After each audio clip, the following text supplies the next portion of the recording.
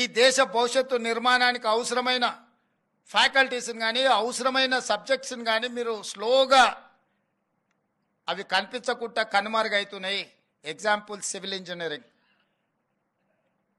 ఈ దేశము అభివృద్ధి చెందుతున్న దేశం. అభివృద్ధి చెందే దేశానికి అత్యధికంగా అవసరమైంది సివిల్ ఇంజనీర్లు.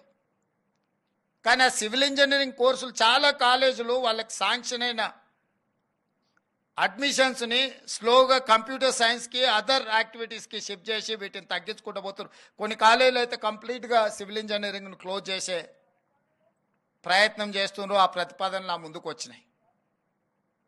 నా సూచన ఏంటంటే సివిల్, మెకానికల్ అండ్ ఎలక్ట్రికల్ ఇంజనీర్స్ని మ్యాండేట్గా మీ కాలేజీలలో నడపండి.